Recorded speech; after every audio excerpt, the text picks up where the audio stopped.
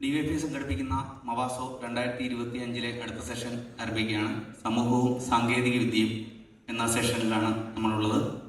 നമുക്കറിയാം, കോവിഡ് കാലത്ത് നമ്മൾ ഏറ്റവും അധികം മലയാളികൾ ആഘോഷിച്ച ഒരു ആപ്പാണ് വെബ്ക്യൂബ്. അതുപോലെ തന്നെ ഇപ്പോൾ മലയാളികൾ ഏറ്റവും കൂടുതൽ ഉപയോഗിച്ചുകൊണ്ടിരിക്കുന്ന ഒരു ആപ്പാണ് KSCB ആപ്പ്. ഇത്തരം ആപ്പുകളുടെ എല്ലാം സൃഷ്ടാക്കളിൽ ഒരാളായ, ആ കമ്പനിയുടെ സൃഷ്ടാക്കളിൽ ഒരാളായ ഫെയർകോഡ് എന്ന് പറയുന്ന സ്ഥാപനമാണ് ഈ ആപ്പുകളെല്ലാം ഡെവലപ്പ് ചെയ്ത്. ആ ഫെയർകോഡിന്റെ സ്ഥാപകരിൽ ഒരാളായ ശ്രീ രജിത് രാമേന്ദ്രനാണ് നമ്മളോടൊപ്പം ഉള്ളത്. കഴിഞ്ഞ ചൂരൽമല ദുരന്ത കാലത്ത് അവിടെ രക്ഷാപ്രവർത്തനത്തിനായി ഓടിയെത്തിയ അനേകർ മലയാളികളിൽ ഒരാളായ രജിത്തും അവിടെ എത്തുകയുണ്ടായി. അതിനുശേഷം അവിടെ എന്ത് ചെയ്യാം എന്നുള്ള ചിന്തയിൽ നിന്ന് ആ രക്ഷാപ്രവർത്തനത്തിന് നേതൃത്വം കൊടുക്കുവാനായി ഒരു ERP ഉണ്ടാക്കുകയും ഇൻവെന്ററി ERP ഉണ്ടാക്കി അവിടെ എന്തൊക്കെ സാധനങ്ങളാണ് ആവശ്യമുള്ളത്, ഇനി എന്തൊക്കെ സാധനങ്ങളാണ് ആളുകൾക്ക് വേണ്ടത്, എന്തൊക്കെ സാധനങ്ങളാണ് കൂടുതലായിട്ടുള്ളത് തുടങ്ങിയവയെല്ലാം ആളുകളിലേക്ക് എത്തിക്കാനും നല്ല രീതിയിൽ രക്ഷാപ്രവർത്തനം നേതൃത്വം കൊടുക്കുവാനും ശ്രീ രജിത്തിലൂടെ, ആ ഫെയർകോഡിലൂടെ അവിടെ സാധിച്ചിട്ടുണ്ട്. അത്തരം ഒരു അനുഭവം നമ്മളുമായി പങ്കുവെക്കാനാണ് ശ്രീ രജിത് രാമേന്ദ്രൻ ഇവിടെ ഉള്ളത്. സമൂഹവും സാങ്കേതിക വിദ്യയും ശാസ്ത്ര വിദ്യയുമെല്ലാം സമൂഹവുമായി ബന്ധിപ്പിച്ചുകൊണ്ട് എങ്ങനെ ഇതുപോലുള്ള ദുരന്ത കാലത്തൊക്കെ നമുക്ക് ശാസ്ത്രവിദ്യ എങ്ങനെ ഉപയോഗപ്പെടുത്താം എന്നുള്ളതിലും കൂടുതലായി അദ്ദേഹം ഇവിടെ സംസാരിക്കും. എനിക്കറിയാം, രജിത്ത് ചൂരൽമലയിൽ നിന്ന് പോരുമ്പോൾ അദ്ദേഹം പറയുകയുണ്ടായി, ഇത്തരത്തിലൊരു അനുഭവം, ഇത്തരത്തിൽ ഇനി ഞങ്ങളുടെ സാങ്കേതിക വിദ്യ ഞങ്ങൾക്ക് എവിടെയും ഉപയോഗിക്കാൻ അവസരം ഉണ്ടാകാതിരിക്കട്ടെ, എന്നിരുന്നാൽ പോലും ഡിസാസ്റ്റർ മാനേജ്മെന്റുമൊക്കെയായി ബന്ധപ്പെട്ട് നമുക്ക് ശാസ്ത്ര സാങ്കേതിക വിദ്യ എങ്ങനെ കൂടുതൽ ഉപയോഗപ്പെടുത്താം എന്നതിലേക്ക് സംസാരിക്കുന്നതിനായി ശ്രീ രജിത് രാമേന്ദ്രനെ സ്നേഹപൂർവ്വം ക്ഷണിക്കുന്നു.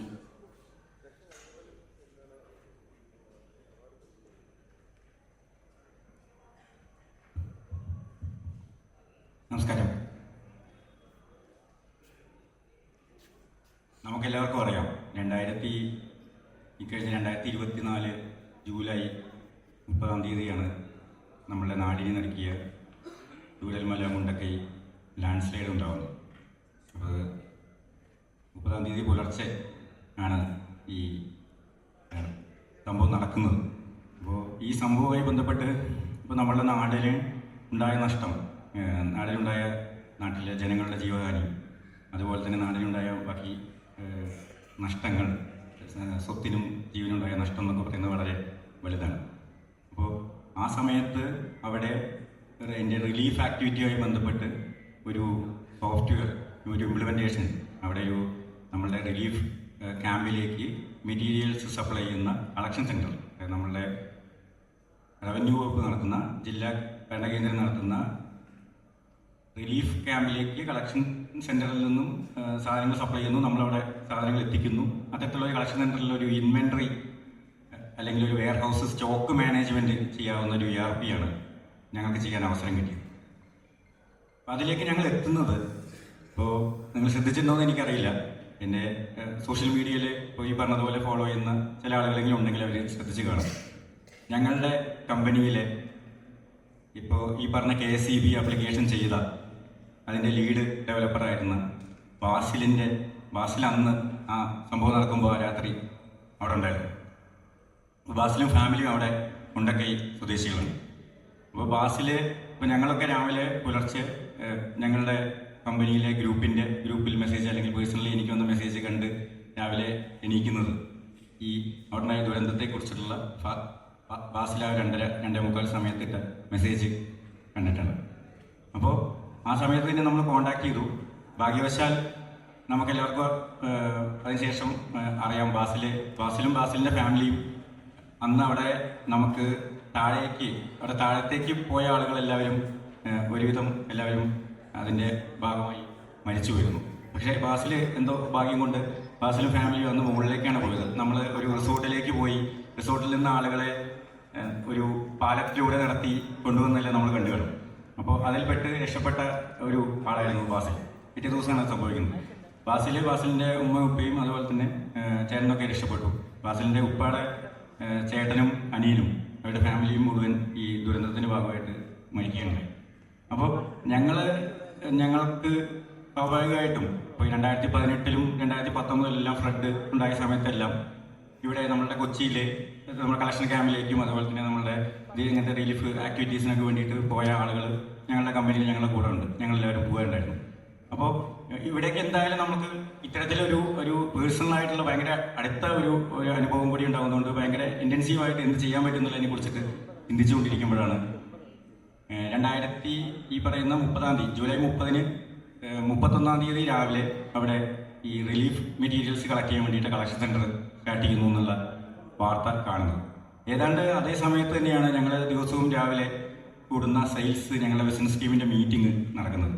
അപ്പോൾ ആ മീറ്റിങ്ങിൽ ഞങ്ങളുടെ കൂടെയുള്ള നിപുൻ ആണ് ഇത്തരത്തിലൊരു നമുക്ക് എന്ത് ചെയ്യാൻ പറ്റും, അപ്പോൾ ഇപ്പോൾ നമുക്ക് എന്തെങ്കിലും അവിടെ ഇപ്പോൾ ഒരു ഇൻ കേസ് അവിടെ ഡാറ്റ എൻട്രി ചെയ്യാനാണെങ്കിൽ പോലും അവിടെ ഒരു സംവിധാനം, ഒരു സോഫ്റ്റ്വെയർ സംവിധാനം കൊടുക്കുകയാണെങ്കിൽ നന്നായിരിക്കും. ആ ചിന്തയിൽ നിന്നാണ് നമ്മൾക്കിപ്പോൾ നമ്മുടെ കയ്യിലുള്ളത്.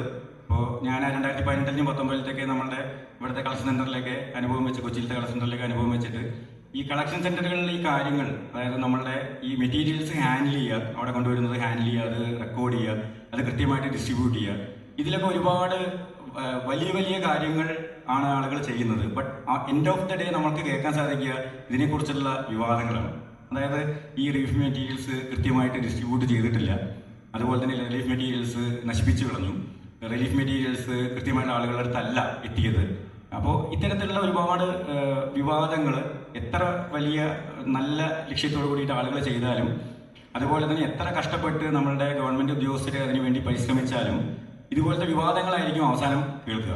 അപ്പോൾ സ്വാഭാവികമായിട്ടും അവിടെ ഒരു സോഫ്റ്റ്വെയർ സംവിധാനത്തിൻ്റെ ഒരു ടെക്നോളജി അവിടെ ഇംപ്ലിമെൻറ്റ് ചെയ്ത് കഴിഞ്ഞാൽ തീർച്ചയായിട്ടും ഇത്തരം വിവാദങ്ങളിൽ എന്തെങ്കിലും ഒരു കുറവ് വരുത്താൻ പറ്റും എന്നുള്ള തോട്ട് പ്രോസസ്സിലാണ് നമുക്ക് അവിടെ നമ്മളിപ്പോൾ ഞങ്ങൾ ആ സമയത്ത് ERP ഇംപ്ലിമെൻറ്റേഷൻ, ERP നെക്സ്റ്റ് എന്ന് പറയുന്ന ഓപ്പൺ സോഴ്സ് ERP ഇംപ്ലിമെൻറ്റ് ചെയ്യുന്നതാണ് ഞങ്ങളുടെ ഒരു ടീമിൻ്റെ ഫുൾ റെസ്പോൺസിബിലിറ്റി. നമുക്ക് 10-30 പേരുടെ ടീമുണ്ട്. അപ്പോൾ അവരുടെ സേവനം എങ്ങനെ നമുക്കിവിടെ ഉപയോഗപ്പെടുത്താം എന്നതിനെക്കുറിച്ച് ഞങ്ങൾ ആലോചിച്ചു. അപ്പോൾ നമുക്ക് ഈ ഇൻവെൻട്രി വെയർ ഹൗസ് മാനേജ്മെൻറ്റ് നിങ്ങൾക്കറിയാലോ. ഇപ്പോൾ ഒരു കളക്ഷൻ സെൻറ്റർ എന്നൊക്കെ പറയുമ്പോൾ വലിയ തരത്തിലുള്ള ഇൻവെൻട്രിയാണ് അവിടെ ഉണ്ടാവുക. അപ്പോൾ ഒരുപാട് സാധനങ്ങൾ വരും. അപ്പോൾ അന്നവിടെ നമ്മൾ വന്നത് വെച്ച് ഒരു 300 ടൺ അരിയൊക്കെ വരുന്ന അവസ്ഥ ഞാൻ ലാസ്റ്റ് ഇട്ട ഫേസ്ബുക്ക് പോസ്റ്റിൽ കണ്ടിട്ടുണ്ടായിരുന്നു. അപ്പോൾ അത്രയും വലിയ രീതിയിലുള്ള ഇൻവെൻട്രിയാണ് അവിടെ വരിക. അപ്പോൾ സാധാരണ നമ്മൾ വിചാരിക്കുന്ന ഒരു ചെറിയ ഒരു സൂപ്പർ മാർക്കറ്റിലത്തെ ഒരു ഇൻവെൻട്രി അല്ല, അതിനേക്കാളൊക്കെ ഒരു വലിയ ലാർജ് സ്കെയിൽ ഇൻവെൻട്രി ഉള്ളത്. അപ്പോൾ അത് മാനേജ് ചെയ്യണമെങ്കിൽ ഒരിക്കലും അത് വളരെ ഈസി ആയിട്ട് നമ്മൾ പേപ്പറിലോ പേനയിലോ ഈവൻ എക്സൽ ഷീറ്റിലോ ഒന്നും മാനേജ് ചെയ്യാൻ പറ്റാത്ത അത്ര ഇൻവെൻട്രി ഇവിടെ വരുന്നുണ്ടെന്നുള്ളത് നമുക്കറിയാം. അപ്പോൾ ഇത് മാനേജ് ചെയ്യാൻ ഏറ്റവും ബെസ്റ്റ് ആയിട്ടുള്ളത് നമ്മളിപ്പോൾ ചെയ്തുകൊണ്ടിരിക്കുന്ന വെയർ ഹൗസ് ഇൻവെൻട്രി സൊല്യൂഷൻ നമുക്ക് അവിടെ ഇംപ്ലിമെൻറ്റ് ചെയ്യാൻ വേണ്ടിയിട്ട് ശ്രമിക്കാം. അപ്പോൾ ചലഞ്ച് നമുക്കറിയാമല്ലോ, ഒരു സോഫ്റ്റ്വെയർ ERP ഇംപ്ലിമെൻറ്റേഷൻ എന്നൊക്കെ പറയുമ്പോൾ സ്വാഭാവികമായിട്ടും അത് പെട്ടെന്ന് ഒരു ദിവസം ചെന്ന് ചെയ്യാൻ പറ്റുന്ന ഒരു കാര്യമായിരിക്കില്ല. നമ്മളൊക്കെ വലിയ വലിയ കമ്പനികളിൽ ERP ഇംപ്ലിമെൻറ്റ് ചെയ്യുന്നത് ദിവസങ്ങളോളം അവിടുത്തെ റിക്വയർമെൻറ്റിനെ കുറിച്ച് സ്റ്റഡി ചെയ്ത് അവിടെ ചെന്ന് അവിടുത്തെ ഗ്രൗണ്ടിൽ സ്റ്റാഫ് അവിടെ എന്താണ് നടക്കുന്നതൊക്കെ പഠിച്ച് ഒരു ലോങ് ടേം ആയിട്ടുള്ള പ്രോസസ്സാണ് എപ്പോഴും ഒരു ERP ഇംപ്ലിമെൻറ്റേഷൻ എന്ന് പറയുന്നത്. അപ്പോൾ ഇത് നമുക്ക് പെട്ടെന്ന് ചെയ്യണം. അപ്പോൾ അത് എത്രത്തോളം ചലഞ്ചിങ് ആണെന്നുള്ളത് നമുക്കറിയാം. സ്വാഭാവികമായിട്ടും അത് ചെയ്യാൻ പറ്റുമെന്നുള്ള ഉറപ്പ് നമുക്കില്ല. എന്നാലും നമുക്ക് ഇതിനൊന്ന് അപ്രോച്ച് ചെയ്യാം. അപ്പോൾ എങ്ങനെ അപ്രോച്ച് ചെയ്യും എന്നുള്ളൊരു ഇതിലാണ് ഞങ്ങളൊരു വൈറ്റ് പേപ്പർ എഴുതി ഞങ്ങൾക്ക് ഇങ്ങനെ ഒരു കാര്യം ചെയ്യാൻ സാധിക്കും എന്ന രീതിയിൽ നമ്മുടെ CMൻ്റെ ഓഫീസിലേക്ക് ഒരു ലെറ്റർ അയച്ചത്. അവിടെ നിന്ന് അത് വയനാട് കളക്ടറേറ്റിലേക്ക് ഫോർവേഡ് ചെയ്തു. ഞാൻ ഈ പേപ്പർ അയച്ച് ഒരു 15 മിനിറ്റിനുള്ളിൽ എനിക്ക് വയനാട് കളക്ടറേറ്റിന് കോൾ വന്നു. അവിടുത്തെ ഡെപ്യൂട്ടി കളക്ടറാണ് എന്നെ വിളിച്ചത്. അപ്പോൾ ഇങ്ങനെ രജിത്ത് ഇങ്ങനൊരു ഓഫർ, ഇങ്ങനെ ഒരു കാര്യം ചെയ്യാമെന്നുണ്ടല്ലോ, ഓഫർ കൊടുത്തിട്ടുണ്ടല്ലോ, അപ്പോൾ അതെന്താണ് ചെയ്യാൻ പറ്റും. അപ്പോൾ ഞാൻ പറഞ്ഞു, ഇങ്ങനെ കളക്ഷൻ സെൻറ്ററിൽ നമുക്ക് ഇതേപോലെ ഒരു സോഫ്റ്റ്വെയർ ഇംപ്ലിമെൻറ്റ് ചെയ്യാൻ പറ്റും. ഇത്തരം കാര്യങ്ങളിലെല്ലാം നമുക്ക് ഡോക്യുമെൻ്റ് ചെയ്യാം. ഡാറ്റ എന്ന് പറയുന്നത് എപ്പോഴും ഈ റോ ആയിട്ടുള്ള ഡാറ്റ നമുക്ക് ഒരു തരത്തിലും പിന്നീട് മാനേജ് ചെയ്യാൻ പറ്റില്ല ഫ്യൂച്ചറിൽ. സോ അതൊക്കെ ചെയ്യാൻ പറ്റുന്ന കാര്യമാണ്. അപ്പോൾ ജിത്ത് എന്താ ചെയ്യാൻ പോകുന്നത് ഞങ്ങൾക്ക് കൃത്യമായിട്ട് അറിയില്ല. എന്നാലും നിങ്ങൾ എന്തായാലും അങ്ങോട്ട് വരണം. നിങ്ങൾ തീർച്ചയായിട്ടും അവിടെ നിന്ന് വന്നോളൂ. വരുന്ന വഴിക്ക് അന്ന് തടസ്സങ്ങളൊക്കെ ഉണ്ട്. എന്തെങ്കിലും തടസ്സങ്ങളുണ്ടെങ്കിൽ ഞങ്ങളെ കോൺടാക്ട് ചെയ്താൽ മതി. പെട്ടെന്നൊരു എന്തെങ്കിലും ലെറ്ററോ കാര്യങ്ങളൊന്നും തരാനുള്ള സമയമില്ല. നിങ്ങൾ അവിടെ നിന്ന് പോന്നോളൂ എന്നുള്ള രീതിയിലുള്ളൊരു ഉറപ്പ് ഞങ്ങൾക്ക് കിട്ടി. അതിൻ്റെ അടിസ്ഥാനത്തിലാണ് ഞാനും അതുപോലെ തന്നെ ഞങ്ങളുടെ കമ്പനിയിലെ ERP ഇംപ്ലിമെൻറ്റേഷൻ ടീമിലെ ഏറ്റവും പ്രധാനപ്പെട്ട ആളുകൾ, ഞങ്ങളൊരു 4 പേര്, ഞാനടക്കം 5 പേര് ഞങ്ങൾ ഇവിടെ നിന്ന് വയനാട്ടിലേക്ക് വണ്ടി എടുത്തു പോകുന്നത്. ഞാനും നിപുനും പിന്നെ അതുപോലെ തന്നെ ഷിയാസ്, അതുപോലെ നകുൽ, അതുപോലെ തന്നെ ശ്രീദർശൻ. അത് എൻ്റെ ടീമിലെ ഈ ERP ഇംപ്ലിമെൻറ്റേഷൻ ടീമിലെ ഏറ്റവും ബെസ്റ്റ് ടീമിനെ കൊണ്ടാണ് ഞാൻ അങ്ങോട്ട് പോകുന്നത്. അപ്പോൾ പോകുന്ന വഴി അവിടെ നിന്ന് ഇറങ്ങുമ്പോൾ തന്നെ ഞാൻ പറഞ്ഞിട്ടുണ്ടായിരുന്നു, ഞാൻ നേരത്തെ പറഞ്ഞ ഒരു സംശയം, അവിടെ പോയിട്ട് നമുക്ക് ERP ഇംപ്ലിമെൻറ്റ് ചെയ്യാൻ പറ്റുമോ ഇല്ലേ എന്നുള്ളത് എനിക്കറിയില്ല. കാരണം ചിലപ്പോൾ നമ്മളവിടെ ചെന്നിട്ട് ഒരു എക്സൽ ഷീറ്റിൽ ഡാറ്റ എൻട്രി ആയിരിക്കും ചെയ്യുന്നത്. എന്നാലും എക്സൽ ഷീറ്റിൽ ഡാറ്റ എൻട്രി ചെയ്യാനാണെങ്കിലും ആ ഡാറ്റ എൻട്രി സോർട്ട് ചെയ്യാനാണെങ്കിലും അത് നന്നായിട്ട് ചെയ്യാനൊക്കെ കഴിവുള്ള ആളുകൾ നമ്മുടെ ERP ഇംപ്ലിമെൻറ്റേഷൻ ടീമിലുണ്ട്. ആ ടീമിനെ കൊണ്ടാണ് നമ്മൾ പോകുന്നത്. സ്വാഭാവികമായിട്ട് അതാണെങ്കിൽ പോലും നമുക്കത് ഒരു വലിയ സഹായമായിരിക്കും. കാരണം വെച്ചാൽ ഇത് ഈ രീതിയിൽ കളക്ട് ചെയ്യുന്ന ഒരു തരത്തിലും ഉപയോഗിക്കാൻ പറ്റാത്ത ഡാറ്റ കിട്ടുന്നതിനേക്കാൾ എത്രയോ നല്ലതാണ് നമ്മളെ പോലുള്ള ഇതിനെക്കുറിച്ച് അറിയാവുന്ന ആളുകൾ സോർട്ട് ഔട്ട് ചെയ്യുന്നൊരു ഡാറ്റ. അപ്പോൾ നമുക്ക് ചെല്ലാം. എന്തായാലും പോകുന്ന വഴിക്ക് അവിടെ എത്തുന്നതിന് മുന്നേ ജൂലൈ 31 തീയതി രാവിലെ ജൂലൈ 31 രാവിലെയാണ് അവിടെ കളക്ഷൻ സെന്റർ സ്റ്റാർട്ട് ചെയ്തത്. അപ്പോൾ ഈ ജൂലൈ 30 തീയതി രാവിലെയാണ് ഞങ്ങൾ ഇവിടുന്ന് യാത്ര അങ്ങോട്ട് പോകുന്നത്. അപ്പോൾ പോകുന്ന വഴിക്ക് തന്നെ നമുക്കിതിന് വേണ്ട സെർവർ സംവിധാനങ്ങളും കാര്യങ്ങളൊക്കെ ഞങ്ങൾ ഞങ്ങളുടെ ഓൺ സെർവർ സ്പേസിൽ തന്നെ സെറ്റ് ചെയ്തു. കാരണം അവിടെ ചെന്ന് അവിടുന്ന് അപ്രൂവലൊക്കെ വാങ്ങി സ്റ്റേറ്റ് ഡാറ്റ സെന്ററിലൊക്കെ ഒരു സെർവർ കിട്ടണമെങ്കിലുള്ള ടൈം ഡിലേ എന്താണെന്നുള്ളത് മുൻ പ്രൊജക്റ്റുകൾ ചെയ്തിട്ടുള്ള പരിചയം വെച്ചിട്ട് ഞങ്ങൾക്കറിയാം. അപ്പോൾ താൽക്കാലികമായിട്ട് നമ്മുടെ സെർവറിലും പിന്നീട് അവിടെ ഒരു തിരക്ക്, ആ സിറ്റുവേഷൻ എന്ന് പറയുന്നത് നമുക്ക് ഒരിക്കലും പെട്ടെന്ന് നിന്നിട്ട് ഞങ്ങൾക്കൊരു SPCയിൽ സെർവർ വേണമെന്ന് പറഞ്ഞാൽ കിട്ടുന്ന അവസ്ഥയല്ല അവിടെ വന്ന് കൃത്യമായിട്ട് അറിയാവുന്നതുകൊണ്ട് തന്നെ ഞങ്ങൾ നമ്മുടെ സെർവറിനകത്ത് ബേസിക് ആയിട്ടുള്ള വേണ്ട കാര്യങ്ങളെല്ലാം സെറ്റപ്പ് ചെയ്ത് ഞങ്ങൾ ഇവിടുന്ന് യാത്ര ചെയ്ത് അവിടെ എത്തുന്നതിന് മുന്നേ ഇവിടെ ഒരു 3 പേരുടെ ടീം ഞങ്ങളുടെ ടീമിൽ വർക്ക് ചെയ്യുന്നുണ്ടായിരുന്നു. ബിബിനും അതുപോലെ തന്നെ സാമും അതുപോലെ തന്നെ അർഷൽ എന്ന് പറയുന്ന 3 പേര്. അപ്പോൾ ഇവർ ഞങ്ങളോട് എത്തുമ്പോഴേക്ക് തന്നെ ഒരുവിധപ്പെട്ട നമുക്ക് വേണ്ട റിക്വയർമെന്റ്സ് നമ്മളുടെ ഐഡിയയിൽ 2018-ലും 19-ലും അനുഭവം വെച്ച് എന്തൊക്കെയാണ് പബ്ലിക്കിനെ അറിയേണ്ടത് അത്തരം കാര്യങ്ങളൊക്കെ വെച്ചിട്ടുള്ള ഒരു ഡാഷ്ബോർഡും കാര്യങ്ങളൊക്കെ ഉണ്ടാക്കിയിട്ടാണ് ഞങ്ങൾ അവിടെ എത്തുന്നത്. ഞങ്ങളവിടെ എത്തി. ഞങ്ങൾ രാത്രി ഏകദേശം ഒരു 10 മണിയായി ഞങ്ങളവിടെ എത്തിയപ്പോഴേക്കും. അപ്പോൾ അന്നത്തെ ദിവസത്തെ കളക്ഷനും കാര്യങ്ങളൊക്കെ ഒരുവിധം അവിടെ തീർന്നിട്ടുണ്ടായിരുന്നു. അപ്പോൾ അവിടെയുള്ള ഡാറ്റ ജസ്റ്റ് ഞങ്ങൾ എന്താണ് അവർ ചെയ്തു വെച്ചിരിക്കുന്നത് എന്നുള്ള ഡാറ്റ കുറേ പേപ്പറിലുണ്ട്, കുറേ എക്സൽ ഷീറ്റിലുണ്ട്, അങ്ങനത്തെ കാര്യങ്ങളൊക്കെ എടുത്ത് നോക്കി. അതിനുശേഷം പിറ്റേ ദിവസം രാവിലെ ഞങ്ങളൊരു പ്ലാനായിട്ട് അവിടെ ചെന്നു. ചെന്ന് ഞങ്ങൾക്ക് അവിടെ ഞാനീ പറഞ്ഞതുപോലെ തന്നെ ആദ്യം ഈ എക്സൽ ഷീറ്റിനകത്ത് ഡാറ്റ എൻ്റർ ചെയ്യണോ അതോ സോഫ്റ്റ്വെയറിൽ ഡാറ്റ എൻ്റർ ചെയ്യണോ എന്നുള്ള കൺഫ്യൂഷനായിരുന്നു ഏറ്റവും ആദ്യം ഉണ്ടായിരുന്നത്. കാരണം വെച്ചാൽ നമ്മളിത് സോഫ്റ്റ്വെയറിലേക്ക് മാറ്റി അത് ഉപയോഗിക്കാൻ പറ്റുന്ന ആളുകൾ അവിടെ ഉണ്ടോ എന്നുള്ള സംശയങ്ങളും കാര്യങ്ങളൊക്കെ തീർച്ചയായിട്ടും ഉണ്ടായിരുന്നു. അപ്പോൾ പക്ഷേ ഞങ്ങൾ അവിടെയുള്ള അതുവരെ ഉണ്ടായിരുന്ന ഡാറ്റ മുഴുവൻ അവിടെ നിന്ന് കളക്ട് ചെയ്ത് എക്സൽ ഷീറ്റിൽ തന്നെ ഡാറ്റ മുഴുവൻ കളക്ട് ചെയ്ത് സോർട്ട് ചെയ്ത് നമ്മൾ ERPയിലേക്ക് അത് കംപ്ലീറ്റ്ലി ഇമ്പോർട്ട് ചെയ്ത് വിത്തിൻ ഒരു 2 hours ഞങ്ങൾ എൻ്റെ സ്റ്റോക്ക് നമ്മളുടെ ERP സിസ്റ്റത്തിലേക്ക് മാറ്റി. അതിനുശേഷം അവരുടെ അടുത്ത് പറഞ്ഞു പാരലായിട്ട് നിങ്ങൾ ERPക്കകത്തും അതുപോലെ തന്നെ എക്സലിലും നിങ്ങൾ എൻട്രി ഇട്ട് നോക്കൂ. ഒരു 2-3 എൻട്രി 2-3 കളക്ഷൻ വലിയ വലിയ വണ്ടികൾ വന്നിട്ടുള്ള ഡാറ്റ അവർ എൻട്രി ചെയ്തപ്പോൾ അവർക്ക് കോൺഫിഡൻസ് ആയി. അവർ കളക്ഷൻ സെന്ററിലെ പല റൂമുകളിലും പോയി സ്റ്റോക്ക് എല്ലാം ചെക്ക് ചെയ്തു. അപ്പോൾ നമ്മളുടെ സിസ്റ്റത്തിലുള്ള സ്റ്റോക്കും അതുപോലെ തന്നെ നമ്മളുടെ ഈ അവിടെ നമ്മുടെ ERP സോഫ്റ്റ്വെയറിലുള്ള സ്റ്റോക്ക് എല്ലാം ഒന്നായിരുന്നു. അപ്പോൾ അതുകൊണ്ട് തന്നെ അവർക്ക് ഭയങ്കര കോൺഫിഡൻസ് ആയിട്ട് വന്നു. അങ്ങനെ ഇപ്പോൾ ഞങ്ങൾ പറയാനാണെങ്കിൽ ഇപ്പോൾ ഈ 2 മണിക്കൂർ കൊണ്ട് എങ്ങനെ ERP ഒരു സ്ഥലത്ത് ഇത്രയും വലിയൊരു വെയർ ഹൗസ് മാനേജ്മെന്റ് സിസ്റ്റം എങ്ങനെ ഇംപ്ലിമെന്റ് ചെയ്തു എന്നുള്ളത് അത് നമ്മളുടെ ഒരു ആവശ്യത്തിന്റെ ഭാഗമായിരുന്നു എന്നാണ് ഞാൻ മനസ്സിലാക്കുന്നത്. അതായത് അവിടെയുള്ള ആളുകളുടെ സഹകരണം, അവർ ഈ ഡാറ്റ മുഴുവൻ തരാൻ തയ്യാറാവുന്നു, നമ്മുടെ കയ്യിൽ ഈ ഒരു 2-3 എൻട്രി ഇട്ട് കൊടുത്തിട്ടുള്ള കോൺഫിഡൻസിൽ നമ്മുടെ സിസ്റ്റത്തിലേക്ക് മാറുന്നു.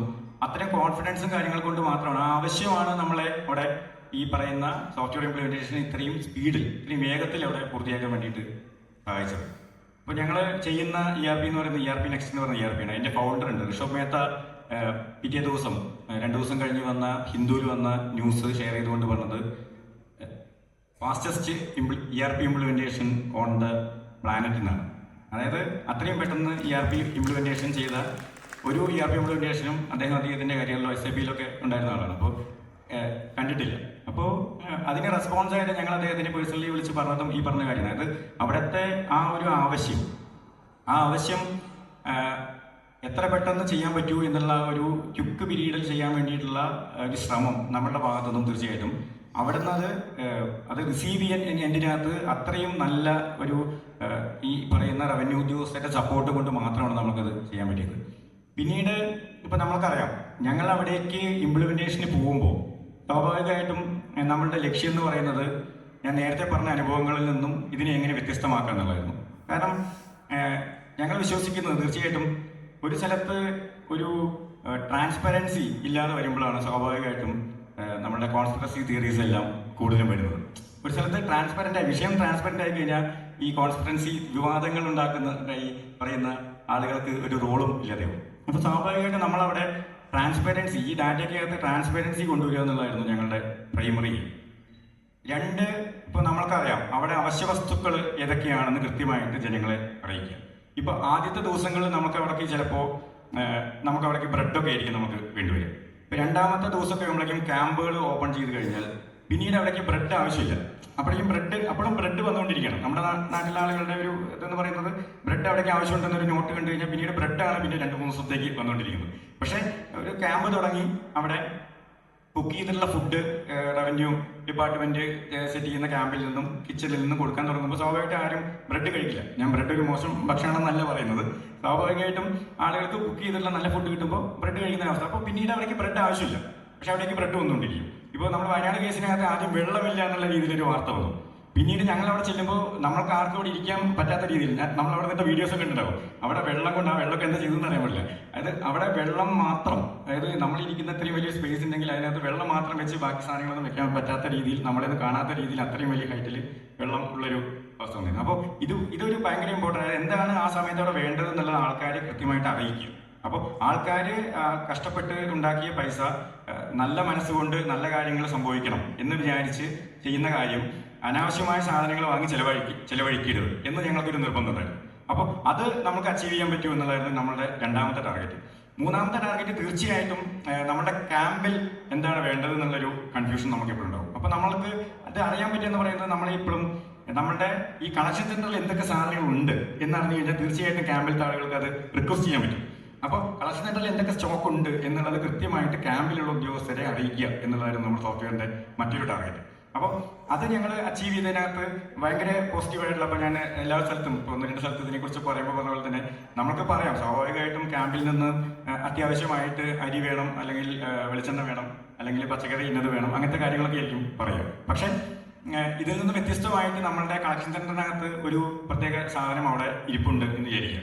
അതായത് ഫോർ എക്സാമ്പിൾ നമ്മുടെ ഇപ്പോൾ ഒരു ക്യാമ്പിൽ നിന്നാലും എനിക്ക് മാഗി നൂഡിൽസ് വേണമെന്ന് പറഞ്ഞിട്ടുള്ള റിക്വസ്റ്റ് വിടില്ല, പക്ഷെ നമ്മുടെ കളക്ഷൻ സെന്ററിൽ മാഗി നൂഡിൽസ് ഒരുപാട് വന്നിരിപ്പുണ്ട്. അപ്പോൾ സ്വാഭാവികമായിട്ട് ഇത് അറിഞ്ഞ ഒരാൾക്ക് അതിനെക്കുറിച്ചിട്ടുള്ള ഇൻഫർമേഷൻ നമ്മുടെ ഈ ERP-ക്കകത്ത് കണ്ടു കഴിഞ്ഞാൽ കളക്ഷൻ സെന്ററിനകത്ത് ഇപ്പോൾ വ്യത്യസ്തമായിട്ടുള്ളൊരു ഫുഡ് അവിടെ കുട്ടികളൊക്കെ ഉണ്ടെങ്കിൽ തീർച്ചയായിട്ടും ഇതൊരു ഉപയോഗിക്കാൻ പറ്റുന്ന ഫുഡാണ്.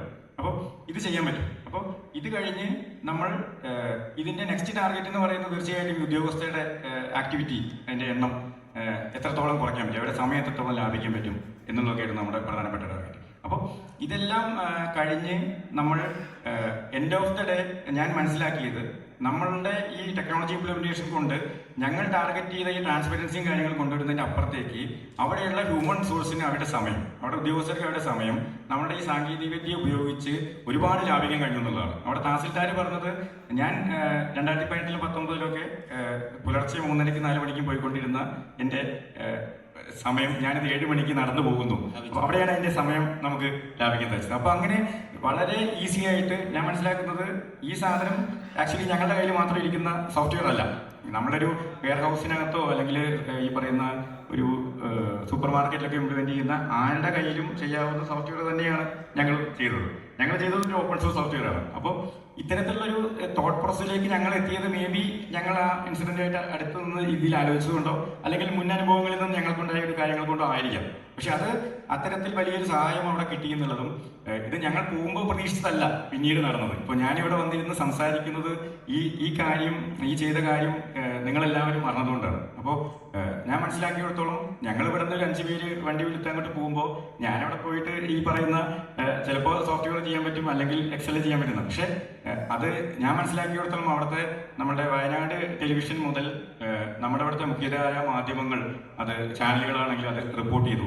അതിനുശേഷം നമ്മളുടെ ഈ PTA-യും ANA-യും വരെ റിപ്പോർട്ട് ചെയ്യുന്ന കാര്യങ്ങളിലേക്ക് പോയി. അപ്പോൾ ഞങ്ങളതൊന്നും പ്രതീക്ഷിച്ചില്ല പോകുന്നു. പക്ഷെ നമ്മളൊരു സമൂഹത്തിനകത്ത് ചെറിയൊരു കാര്യം, ഒരു ഇനീഷ്യേറ്റീവ് എടുത്തു കഴിഞ്ഞാൽ അതിന് കിട്ടുന്ന ആക്സെപ്റ്റൻസ് എന്ന് പറയുന്നത് വളരെ വലുതാണെന്നുള്ളത് ഈ അനുഭവത്തിൽ നിന്ന് എനിക്ക് മനസ്സിലാക്കാൻ സാധിച്ചിട്ടുണ്ട്.